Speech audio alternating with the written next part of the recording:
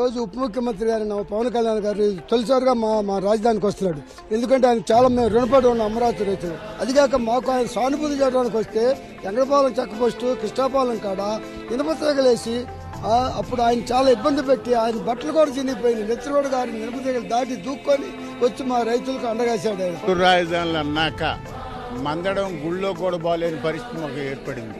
కానీ ఆ కష్టకాలాల్లో మేము దేవస్థానాలకు పోయినా ఎక్కడికి పోయినా పోలీసులను పెట్టి అడావుడి చేసి మమ్మల్ని జైలు పాలు చేస్తుంటే పవన్ కళ్యాణ్ గారు ఒక భవిష్యత్తుని కాపాడాడు. ఈ రాష్ట్రానికి చుక్కానిగా నిలబడ్డాడు ఆయన గారు.